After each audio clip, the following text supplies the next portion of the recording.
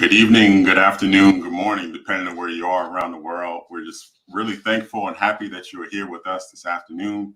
I am just ecstatic and excited about our guest this evening. Just for introduction, my name is Demetrius Frazier. I'm an executive director and founder of Black Men Read, and you are with us in Black Men Read for the next few minutes and with our special guest, Dr. Michael Eric Dyson. Before we get to our guest, we'll say his bio, and then we'll get right into the questions and the conversation.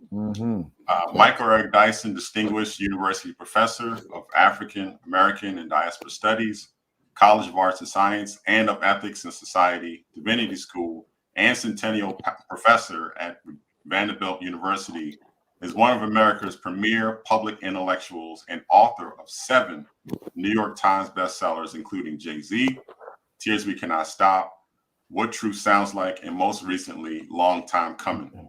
A contributing opinion writer for the New York Times, Dr. Dyson is a recipient of 2 NAACP Image Awards and the 2020 Langston Hughes Festival Medallion. Our former president, Barack Obama, has noted everybody who speaks after Michael Eric Dyson pales in comparison. So would you please help me extend a warm virtual welcome to our special guest this evening, Michael Eric Dyson. Thank you, sir. Great to be here. Thank you for being here. I know when it comes down to releasing a book, this is a busy week for you. And so we really appreciate you taking some time to be with us this afternoon, this evening for this book, Entertaining Race, Performing Blackness in America. So I'll start with just a curiosity. How has been the reception of the book this week? Oh, it's been amazing, sir. First of all, thank you for having me, Brother Frazier, for this wonderful opportunity to engage, everybody, but especially Black men who read. That's a beautiful, beautiful idea and a beautiful reality that we are not often given credit for achieving. So thank you so much for that. But it's been bananas. It's been spectacular. It's been great, from television shows, from CBS Mornings with Gayle King and Nate Burleson, among many others, to Stephen Colbert, where we had a nice, gentle repartee and debate about who the greatest entertainer of the world is. Spoiler alert, it was Beyonce from my point. Okay. And then, I've been on The View and a bunch of programs. The New York Times gave me some rousing words. So did Publishers Weekly. So did I think Booklist, the library. So I've been, it's been amazing. And the people's response has been gratifying and very gracious. So it's been a wonderful opportunity to introduce this book to the world and have a good time doing so. Well, that's what we aim to do today, is to have a good time, talk about the topics that are in there. We may get into a little deeper topics depending on where the conversation goes. But for those who are unfamiliar, who have not purchased their book yet, it is on sale now. Entertaining Race by Michael Eric Dyson. And just a quick blurb about the book.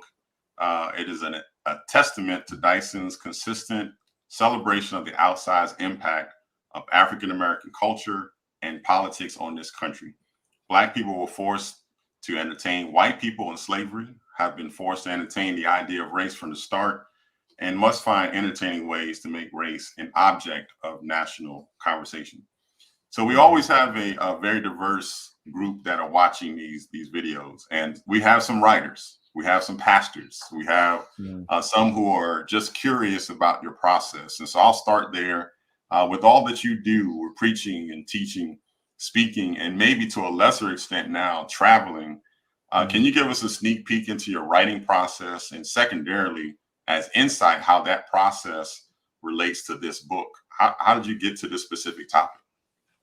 Yes, sir. Well, this is kind of a snapshot of a life's journey so far, of a career's evolution so far. These writings, range back some 27 odd years into my past up until, this year. So it's a kind of tour of thought that I've engaged in over the years. And, I've been a long distance runner in this.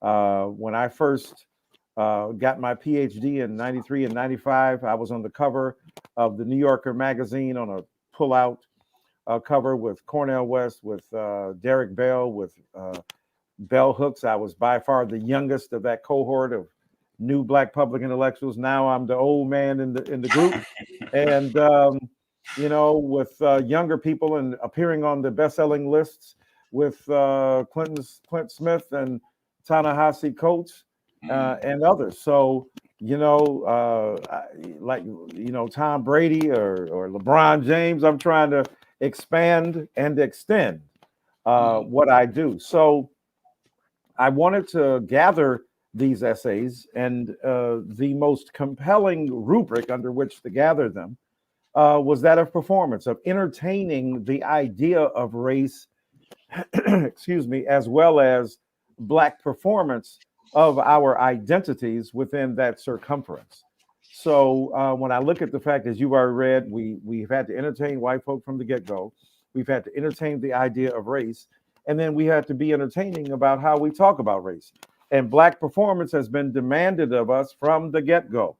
But there are many ways in which we have performed our special place in American society, performed as citizens, performed as critics, performed as advocates, performed as upholders of American democracy, even as we engaged in social critique of that democratic process. So I wanted to explore the range of that, especially through my own particular take on it, my vision, my vocation, my career as well. So all of that is at stake in this book. No, it is a powerful book. It does range, and I love the fact that it touches on some of the many aspects of culture, of time, of the different aspects of our lives. And that's kind of where I want to start. So really, it's actually a flower and a question. And that I wanted to publicly thank you for being so multidimensional. It's very rare. I almost wore a New York fitted for this conversation, but it's rare and absolutely refreshing to have someone who's not only a pastor, a preacher, teacher of the people in the pews, but also a pupil of those on the porches and the street corners, and especially those in the hip hop community. Why has this been such an important facet of what you do, of how you present yourself, the books you write, and the works that you do? The diversity and the range, you mean? Mm-hmm.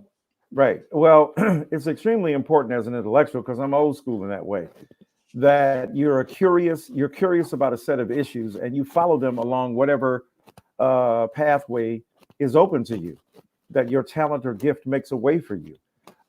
So that I'm interested in questions, and I try to take in as many, expertises and as many disciplines as possible. So anthropology, social theory, social critique, cultural critique, literary theory, philosophical thought and reflection, religious reflection, theology, ethics, and the like, politics. So I'm just curious about a whole range of ideas, and I try to use as much as I can from a variety of fields to inform my vision and construct my argument.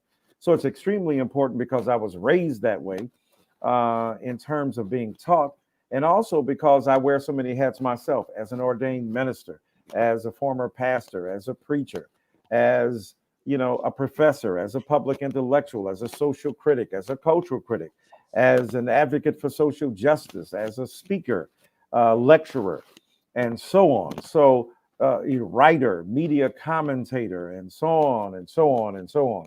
So these are the things I do, and these are the pursuits these are the pursuits I engage in.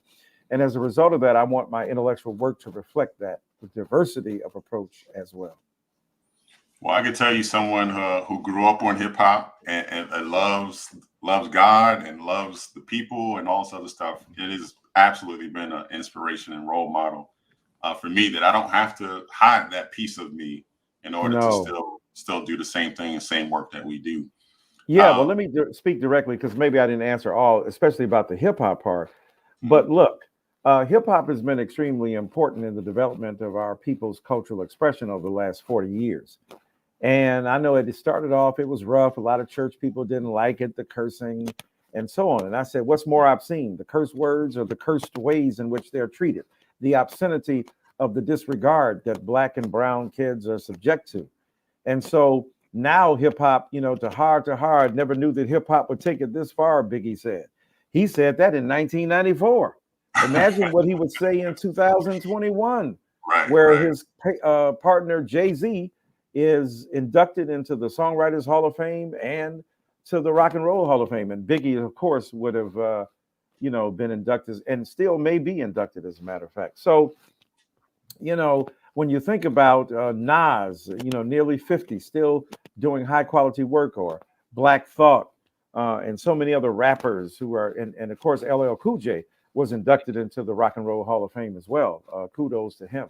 So this is a vital art form that needs to be engaged. Yes, critiqued. Yes, sometimes, pushed hard, but it's also to be celebrated and elevated and embraced and seen as a remarkable form of expression. And as an ordained minister, sometimes I hear more psalms, more lyrics, more insight, more theology within those boundaries than sometimes I even find in the church. But that's another subject for another day. Oof.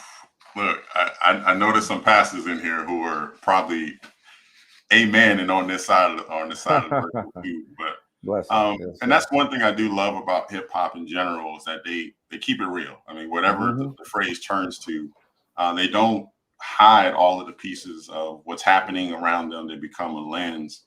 And that's kind of where I want to start, is a couple essays inside of the book that I think are really powerful.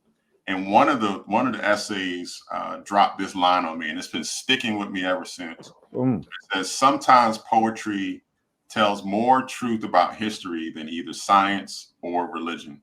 In the essay King at Midnight, and also in other writings, so it's not like you just said this one time, you present how we as a society and scholars, we tend to make angels sometimes out of our heroes, and leave out the human side for many specific reasons. But the arts and writers often use that platform to write more holistically about the individual. Can you talk to us about why this is, and what importance you think this plays in the age of this abundant information that we have today? Yes, sir. Well, I do think that poetry sometimes is more insightful than science or religion, because they're about a kind of truth that can be articulated without the technicalities. Even if you have legal conceptions of truth, legal conceptions of what is true is what can be proved in court. What are the rules and conventions that allow admit certain evidence and exclude others?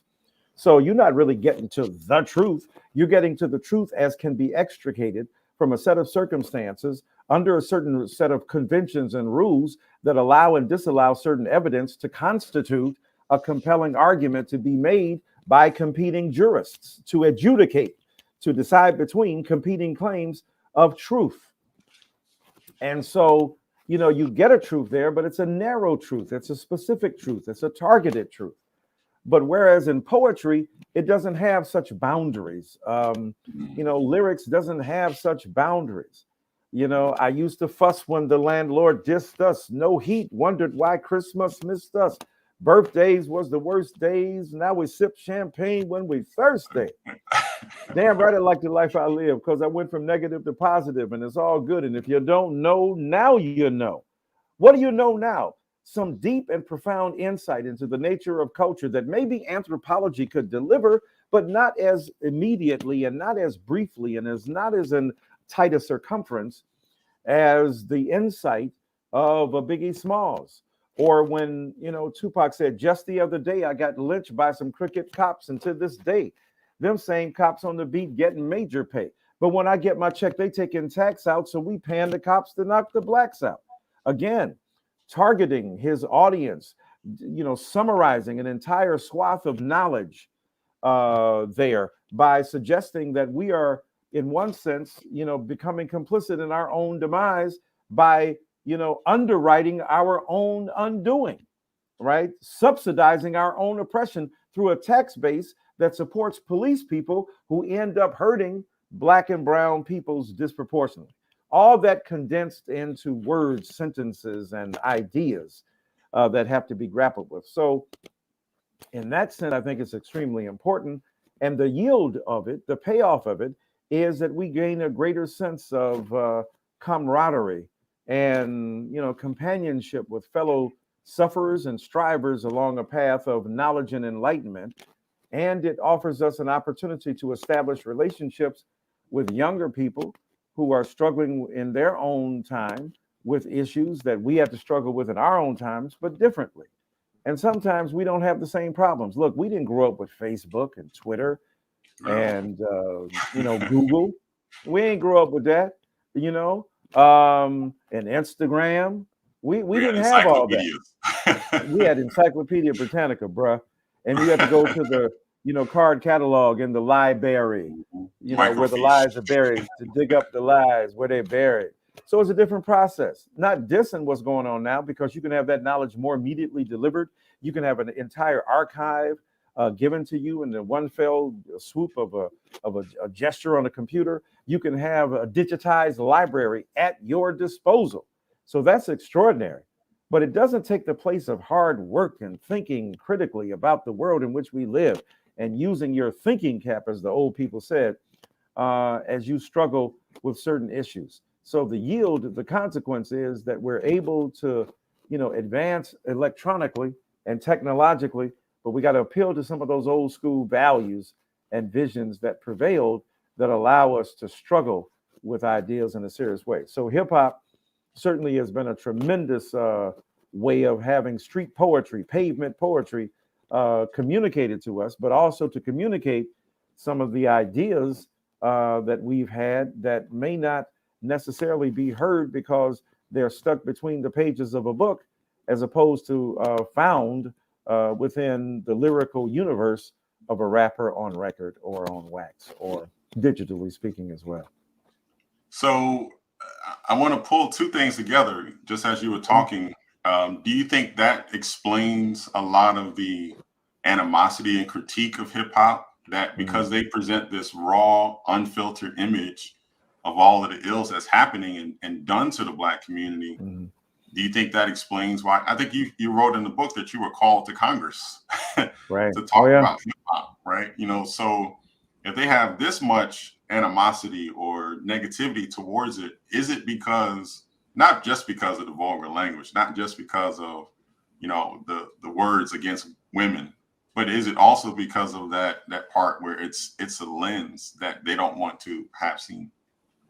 No, I think that's true. I think there's a lot of legitimate critique to be made. There's a lot of legitimate criticism of misogyny and sexism and homophobia, transphobia, and the like. All that's real.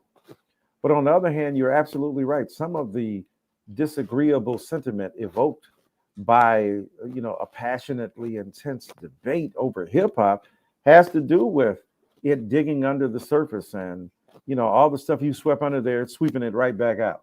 It's reverse sweeping under the carpet. It's removing the carpet and sweeping all that dirt right back in your face. Talking about police brutality, speaking about the hurt and pain of being Black in a culture where whiteness is at a premium and Blackness is seen as the source of devilish deviance. So yeah, and a lot of hip hop is in your face. It ain't asking you. It's not trying to cross over to you. It's asking you to cross over to it. Old school Black bourgeois articulation and cultural expression said we have to be conscious of the fact that we're dealing with a dominant society. So we have to be careful in terms of crossing over what to say and do. And they're going, nope, not at all. You better come hear me. Come to the streets, get a tour of this, get an anthropological tour of misery, get an ethnographic insight into post-industrial urban collapse, and see and hear what we believe and feel. And I think to a degree, it's that naked articulation of grief and hurt and pain and resistance that sets people off. Look at how after police set people off back in the late 80s, so much so that the FBI did an investigation of, NWA, blanks with attitude. Blank the police coming straight from the underground. A young brother got it bad because I'm brown and not the other color. So police think they have the authority to kill a minority. Blank that because I ain't the one for a punk blank with the badge and the gun to be beaten on. You know, we can go toe to toe and thrown in jail. We can go toe to toe in the middle of a cell, messing with me because I'm a teenager with a little bit of gold in a pager. You see how long ago that was. Searching my car, looking for the product, thinking every brother is selling narcotic. They're putting it out there. They're making it real plain. The harassment by the police, updated to Jay-Z, less than a decade ago, I believe, where he said, Bin Laden been happening in Manhattan. Back then, police was Al Qaeda to black men. Okay, maybe that was within the last 20 years. But the point is that Jay-Z is certainly trying to elevate our consciousness and speak directly to these situations. Lauryn Hill, even after all my logic and my theory, I add an MF so you ignorant people hear me. So yeah, there's a conscious, strategic, approach that allows hip hoppers to both stir up controversy, stir up record sales when those were relevant, or streams or downloads, but also make people think about the issues that they address.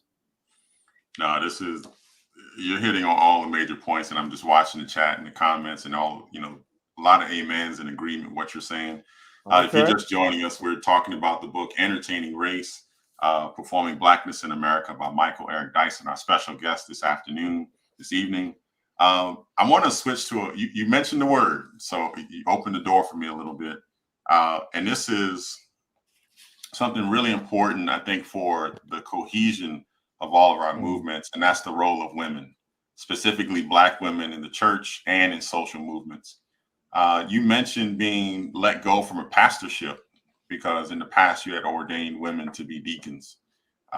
The aversion to having women in leadership roles or having a significant public-facing role in the civil rights movement and the March on Washington was brought up as examples and highlighted. But if you look at current movements, I'm going to use the BLM as a highlight. Many are started and led publicly by Black women, or at minimum, the women are on the equal leadership stature with the men. What do you think about this reality, like where we are today, and what can we glean from this transition in time, given your experience? Well, look, women have always been leaders, have always been leading us. Even when, misogynoir or Black patriarchy denied them a legitimate, place in our culture's system of recognition, but not within the culture itself as their leadership was expressed. Ella Baker, Joanne Robinson, Rosa Parks, Fannie Lou Hamer, Septima Clark, Angela Davis, Mary McLeod Bethune, and on and on and on. Black women have been part and parcel, woof and warp, the heartbeat of our culture and our movement. And yes, our sexism has sometimes discouraged us from acknowledging it. Our patriarchal perspectives have sometimes blocked the recognition of that. But there is no question that we are, led by, at best, whosoever will step up to the plate, so to speak, to take a strike, to take a swing at injustice. And Black women have led the way. Sojourner Truth, Harriet Tubman, Nannie Helen Burroughs. So there have been so many Black women who have done extraordinary jobs in education. Ruth Simmons, in politics, we think about Congresswoman Waters or Beatty or Lee and the like. When we think about singing and, arts, we think about the political ambitions articulated, through the music of Beyonce or Aretha Franklin, Shaka Khan for that matter, and the like. So in many ways, Black women have at every forefront, and including in the church, the Reverend Gina Stewart, the Reverend Vashti McKenzie, and so many others have done extraordinary work in trying to bring to the fore our people's struggles and opened opportunities for us to move forward. Think about Toni Morrison's writings or Maya Angelou. So, we have to open our minds and get rid of some of the sexism and some of the patriarchy and some of the, the misogyny that prevents us from accepting and embracing Black women as leaders. And I have paid the price for that, to be certain. But I will continue to uplift the banner of truth and love for Black women in our culture. And it's, if I reflect on your career, you've been in many spaces where that's been front and center, right? We've talked about the church. We don't want to harp on the church. Educational system, same way. In media, same way. In writing, in publications, things like that. Place after place, we have that same issue. Is there anything that we as the public can do to help with the fights there? I know sometimes the fight is better fought inside, but sometimes it's a multifaceted effort. What would you say, to those folks who can try to help with that? Yeah, well, it's extremely important. It's all of our responsibility. Black women have been the heartbeat of our culture, have been the bread and butter of our struggles, have been the center of our families. And so this is not to diss Black men or somehow, marginalize our perspectives or our participation or our contribution. But, we have denied illegitimately the strong role that Black women have played. And we've got to continue to elevate that, continue to underscore that, continue to spotlight that. And when I was a pastor of a church, I was trying to ordain 3 women as deacons. And in attempting to ordain them, I was eventually put out of the church. So that is a reality that we continue to confront, but I'm willing to pay that price. And I did that in '83 before it was a thing. I wrote a book called Why I Love Black Women before Black girl magic was a thing. And so we've got to be on the cutting edge and continue to uplift Black women and to defend them against the most vicious forms of patriarchy and misogyny and sexism that prevail in our culture. So I'm grateful and honored to have played that role and to continue to play that role. And I encourage everybody listening to us to play it too, to do it in your local church. When they tell you a woman can't, put her books down on the, table because, oh my God, you're desecrating the table as a female, or that you can't stand up in the regular pulpit because the regular pulpit is for men. Stop that balderdash and that BS and challenge, churches that take women's tithes but won't tithe an awareness to their tremendous transformative praxis. So, stop practicing ecclesiastical apartheid, where 75% of the Black church is Black women. They can cook, clean, and sew. They can do everything but run the church that they numerically dominate. And so it's extremely important for all of us, no matter where we stand, in church, in educational circles, in social circles, to acknowledge and of course, reinforce the value of Black women to our culture and indeed to our country. Well, everyone here is getting a word. I'm gonna pass the plate in a few seconds, Pastor. Bless your heart, sir. No, this is exactly the conversation we need to have, especially you think about the exodus of people leaving the church. You think about the things that they're trying to move towards and help. This generation is a large, active generation. So I want to take it there for a second. I don't know if you could tell by the beard, I'm not 25 anymore. I thought you were about 30. I thought you were I about am 44. And so I remember very distinctly the time when I was in school. It was the 1 in 3 message. It was 1 in 3 of you will, be in jail, or 1 in 3 of you will, be dead, and you won't succeed in life. We got that message.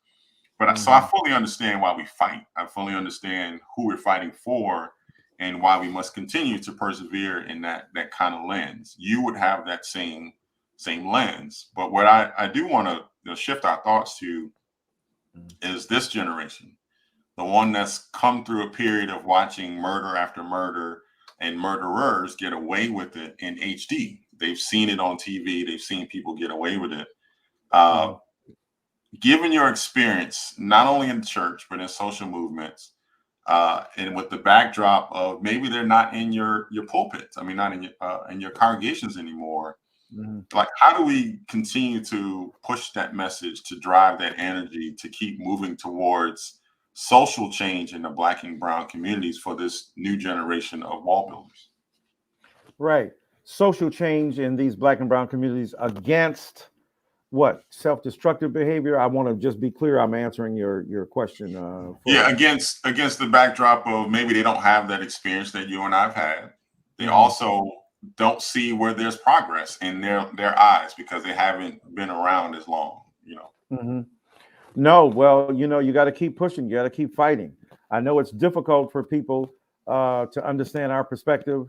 I'm older than you, but you've been out there for a minute, and the experience we bring to bear suggests that this is a long distance run. This ain't no short distance run. This ain't no walk, a cakewalk. This is not for the faint of heart or for the weary. This is for those who are strong in right doing. And that means that sometimes we got to share those experiences with younger brothers and sisters who may not be familiar with our struggles or the nature of our struggles or how long we've been out here struggling and what we've been saying and doing in preparation for social change and in participation in the organs of social change and the practices that we need to highlight in order to underscore just how serious we've been about social change and the things we've done. So yeah, some people who ain't hip got to be made hip, and they got to have enough humility to say, look, I believe in this. I want this to occur. I have a critique of you, but let me at least be open-minded enough to understand what's going on and to take to heart and to mind a consideration of some of the ways and strategies that I wasn't hip to that now that I open my mind to, I understand are helpful. So, you look at an older gray-haired Black man or woman and think, y'all old pops and, pops and moms or aunt and uncle, what y'all know, y'all ain't out here with us right now. Well, the reason we got to aunt status and uncle status and pops and mom status, is because we did some stuff to open up the door for you. You might say, I ain't my ancestors. I've seen this so often. I'm not my ancestors. I put hands on you. What do you know about ancestors who put hands on people, but they didn't go on internet and Instagram to promote it, homie? Right? The moment you do that, you're undercutting your value. And if you're telling the world what you're doing, then you may be mocking your potential progress. So, as the great philosopher, Lil Wayne said, real G's move in silence like lasagna. Maybe you ought to take hold of that knowledge and be sensitive to that. So, there are many ways in which your ancestors acted and behaved and sacrificed, got called, the N word, or got called uncle and aunt and got dissed so that you could stand tall. So appreciate what people have done before you. Learn to accentuate and embrace their earlier sacrifices so that you will be able to do what you have to do right now. I think that's a necessity in our day and age. Yeah, that's a word. If you're just joining us, we're talking about the book "Entertaining Race" by Dr. Michael Eric Dyson, who was our special guest this evening. We just came through election season, and I don't want to spend too much time on this because it definitely makes my skin boil. We're down in Virginia, our organization, so we have gotten more attention in the last couple of weeks than we have in a very long time, specifically because of the turn and our elected offices. Our governor, lieutenant governor, all ran on that previous president. We won't even mention his name. Right. This particular period that we're in makes it where the conversations have to come up more and more. And you've talked about this quite a bit, that we got to have these conversations, these difficult conversations in every aspect. And that's what this book kind of talks through. Where do you see that conversation going now? If these things are starting to change, where they're going to different parties or different politics, where do you see those conversations going now, now that some of them are more in office and more in power? Yeah, well, look, you can't be exempt from critique because you Black, just like you can't expect anybody to vote for you just because you Black either. Politics are about the distribution of critical resources in a time of crisis to vulnerable populations. That's what we need political figures to do, is to siphon critical resources and direct them, funnel them to vulnerable communities that are in need. And our tax base is helping to do that. So, I know that in Virginia, it was a sad day for those of us who are progressive, for those of us who are liberal, for those of us who are even open-minded. And I know that the lieutenant governor is now a black woman who's down with that Trump program. But the point is that, okay, fine, but you can't get exempt from critique from us because you black and you female. We still gonna come at you because we disagree, those of us who do, with your politics, regardless of your race. Your race cannot provide a shield of cover from our moral critique and ethical investigation of your treacherous ways, potentially.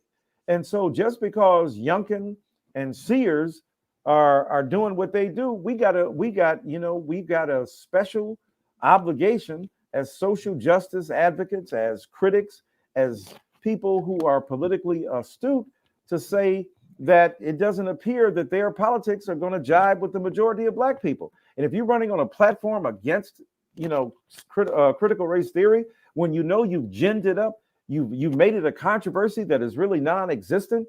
You've tried to spook white parents to make them believe that the black boogeyman is coming. And we're going to speak out against that. And we ain't going to spare you. So get ready for it. That's what we do. We step the game up. We continue to be inspired by the examples of our foremothers and our forefathers. And we hold people to account for their politics. And if they're getting involved in right-wing politics that seem to be antithetical to black people, that perpetuate legacies of racism, even if they're black, we got to speak up and speak out. No, I think you're exactly right. The work continues. We gotta keep pressure. We gotta keep moving. Yes, gotta keep involved. And I want to switch gears a little bit because you kind of hinted on Beyonce. We're gonna save that for a second.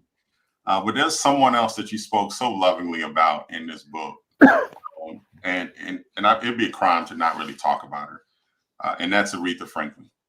Can you talk to us about why, in the context of this book, you included her, and additionally, what can we take away from her legacy that applies to today's environment? Well, Aretha Franklin is one of the greatest figures in our community ever, the greatest voice we've heard.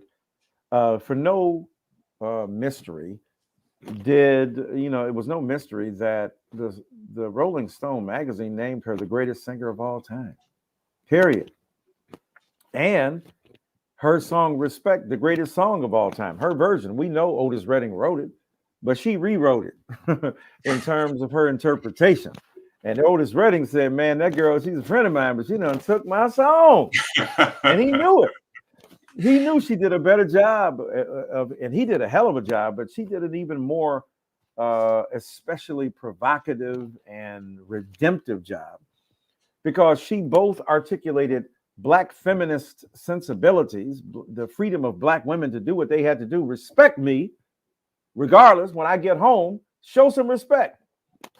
And also, my money is contributing to this joint as well. So is my honey, so is my money, bruh. So if she was speaking today in our vernacular. So, right. But it's also about racial pride, respect us as a people. The convergence of both feminist, an inchoate feminist project and agenda, and a Black revolutionary agenda together in one song, and expressing a deep and profound drive toward transformation. Yeah, it was beautiful. And Aretha Franklin, a dear friend of mine for the last 15 years of her life, to be very close to her, to travel with her on vacation sometime, to go with her when she sang for the Pope. It was extraordinary. And what a beautiful blessing to know her and to be in her company, to attend her birthday parties, to hang out with her, to get emails from her where the whole email was in the subject line and sometimes in caps. Aretha Franklin was one of a kind and one of the greatest geniuses we've produced. A sound, a soul, a spirit, a voice that was uplifting and incredible. And we are deeply grateful to God for her presence on this earth and for the 70 odd years that she lived and communicated such a powerful vision of who we are as a people and of the emancipatory impulse that she derived from her great father, the Reverend C.L. Franklin, and her great friend, Martin Luther King Jr., as well as Clara Ward, the great gospel singer, and Sam Cooke, the great gospel singer who became a pop singer and a soul singer, and so on and so on. Aretha Franklin is the bellwether, the benchmark, and the very beatific vision of our greatness as a people in song. I did want to talk about that real quick. You mentioned his name, Reverend Franklin, her father. Mhm. You sound like you, in your words, you took like a lot of inspiration from his style, from his preaching prowess, from his intellect. Can you talk a little bit about him for a second? Yeah. Well, C.L. Franklin is one of the greatest preachers that ever lived, bar color. He made 70 albums upward on Chess Records and others, where he was commodifying and commercializing the product of religious sentiment, passion, and argument on wax long before many others who would sell tapes and CDs and records. I mean, he was out there selling them records. It was extraordinary. The eagle stirreth her nest. He had hits, classics that he was dropping out here. And people listened to him and went to hear him preach around the country. And he was a hooper, that striated diction, that sweet moan. You don't have me. So, and I listened to C.L. Franklin as a child, born in Detroit, his church in Detroit. But I would listen to when I went out to my grandfather's farm when I was 5, 6, 7, 8 years old, and he had a record of C.L. Franklin, and I put that record on and listened to it. It was mesmerizing. It was enchanting. And C.L. Franklin was a gospel genius and a man who reared his daughter in the fear and admonition of the Lord, deeply engrossed and entrenched with Black spirituality, of a survival ethic that was generated within Black culture. And Aretha Franklin absorbed that and imbibed that. And, she is the product of C.L. Franklin. And C.L. Franklin was a great gospel preacher and singer, but whose verbal inspiration was passed along to his daughter. And when you hear, Bobby Blue Bland go, with that hawk, he got that from C.L. Franklin. So he was an instrumental figure who influenced blues singers, shouters, belters, balladeers, and all others who were influenced by his style when it came to singing. But of course, as a preacher, one of the most influential figures that we have ever produced in our community. And he continues to be listened to broadly by generations hence after his untimely death. But his genius continues to be expanded and extended, and we continue to listen and hear his greatness. Are there any contemporary preachers or ministers or pastors that we could link towards his influence, you think? Yeah, I mean, if you're just going to talk about hoopers, that's just one category. I mean, there's so many great hoopers out here. Rudolph McKissick, is one in Florida, who is a tremendous preacher, and you can hear that in his own voice. Jasper Williams, even though I strongly disagree with his sermon of eulogy for Aretha Franklin, he nonetheless was and is an incredible preacher and a man who continues to embody the best, if you will, of who we are as a people when it comes to that style of preaching. So when you think about a guy like him, there's no question. And then, of course, at Wheeler Avenue Baptist Church there in Houston. The pastor of Wheeler Avenue Baptist Church in Houston is one of the great hoopers as well, and he continues to give us thrills. Dr. Marcus Cosby, an incredible wordsmith and hooper as well.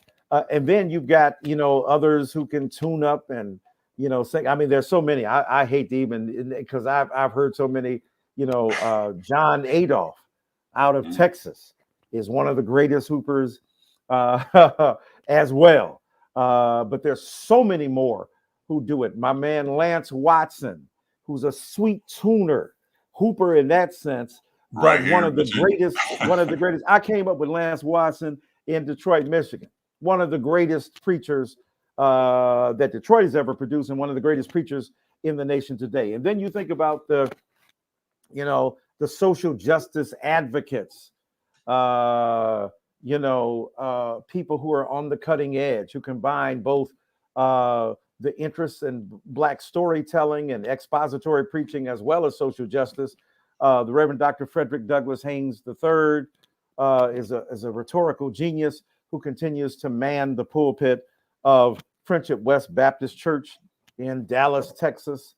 When you think about, Reverend Otis Moss III doing his thing, these thirds, man, the third dimension of these preachers, the third generation is off the chain. Joining social justice with poetic intensity through art forms. He does a great job there as well. Think about Howard John Wesley in Virginia there. Howard John Wesley a great preacher and pastor who brings both the social justice dimension at Alfred Street Baptist Church there in Virginia, an extraordinary preacher and pastor who does his thing. And then there's so many, when we think about Renita Weems, when we think about Vashti McKenzie as social justice advocates with a brilliance of poetic expression, Carolyn Knight, Gina Stewart, again, extraordinary geniuses with that. And so many more, I'm just missing out their names. But the depth of Black preaching and its greatness is insane. The ingenuity of Black preaching is remarkable. Reverend Solomon Kinlock in Detroit, Michigan, bringing together the genius of church building with social justice, with expository preaching. I mean, when you think about some of those great figures, man, it's totally remarkable that we have so many great preachers among us who continue to exemplify what C.L. Franklin did at his best and what they continue to do in our own day and age. So I would encourage many of you. I have watched a good list of those people. They're right here on YouTube, so you can definitely check them out. Alfred Street streams live. Lance Watson's right here. St. Paul's Baptist Church streams live. So those are people that you can check out and hear that influence, and you can link them back to the history and lineage back to C.L. Franklin. We're getting close on our time, so I do want to ask a few more questions and then get to our Oh, let me say, the Reverend, I'm sorry, I don't want to cut you off, but I'm thinking about it in Cleveland, Ohio, the Institutional Baptist Church there with Reverend Dr. Jawanza Kareem Coben. That's a bad man right there. Expository preaching, social justice, activism, church building, and so on. I mean, there's so many, but I got to shout him out because he inherited from the Reverend Otis Moss Jr. Congregation. And is an incredible preacher as well. But so many more. But I'm sorry. Go ahead, sir. No. You're making my list longer. My to-be watch list. No doubt. There's a couple questions I wanted to ask you, and you alluded to one, and this is one that I think is some people listened to it and thought it was controversial. But your Beyonce comment, you just mentioned, and it's in the book too, so it's not like you're hiding it. Beyonce being the greatest performer that we've ever seen. Can you elaborate on that for the folks who are just hearing it for the first time, and maybe to get a better understanding of where you're coming from? Yes, sir. Well, look, when I say Beyonce is the greatest entertainer of all time, look, I know the great ones, Sammy Davis Jr., Michael Jackson. I mean, these are Michael Jackson's body of work is probably still unexcelled. Prince, just great geniuses. Jamie Foxx is a great entertainer. He's a comedian, a stand-up, he's a comedic actor, he's an Oscar winning actor, and can sing. I mean, Jamie Foxx is one of the greatest entertainers in the world, period. Wayne Brady is a great one, whether you want to believe that or not. I mean, he can sing, he can dance, he can host, he can perform.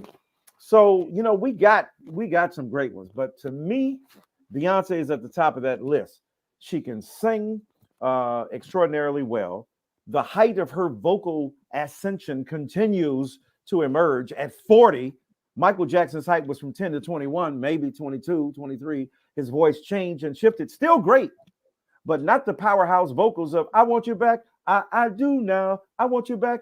Ooh, ooh, baby. Come on.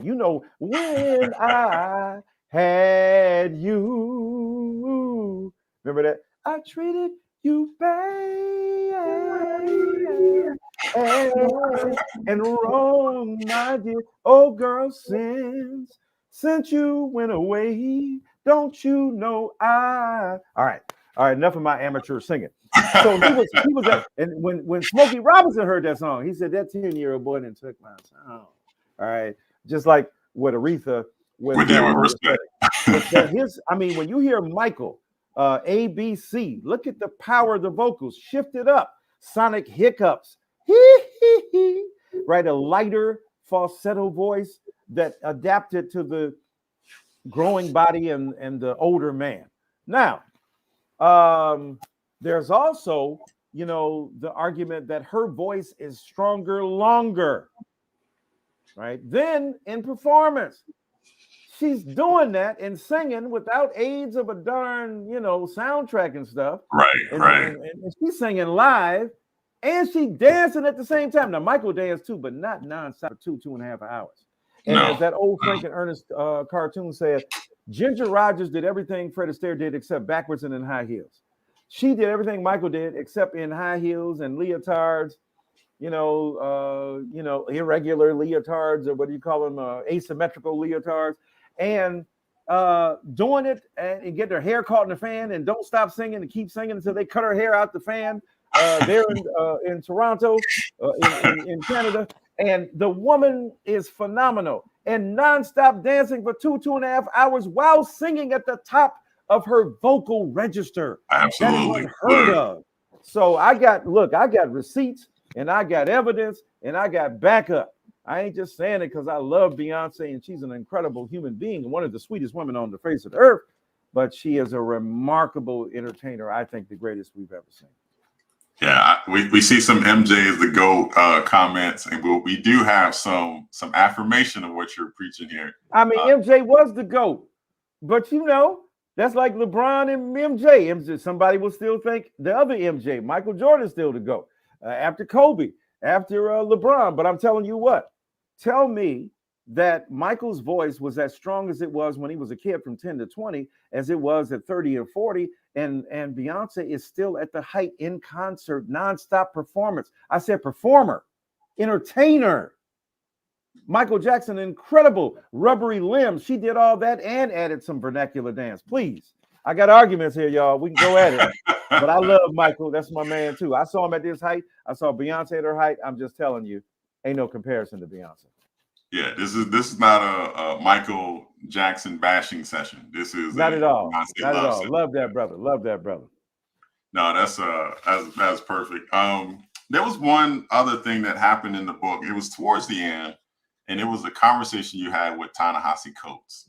And I loved it because there was a real honest moment, real honest conversation.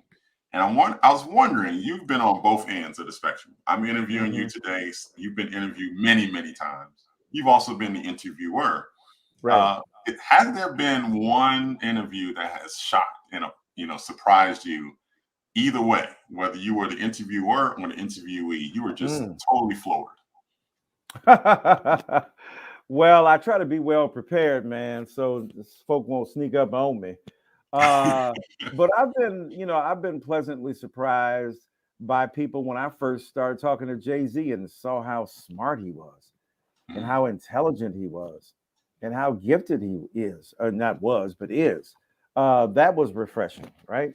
um, when speaking to all sorts of people that you wouldn't think necessarily supposed to be smart but are. That's beautiful. Now I'll tell you, I was on back in the early, it must have been like 89, 88, 89, 90, around there, with Shahrazad Ali. And she was saying some stuff in regard to black women and black men. I was like, yo, I got strong disagreements with that. But again, I was on a panel with her and able to articulate my particular viewpoint.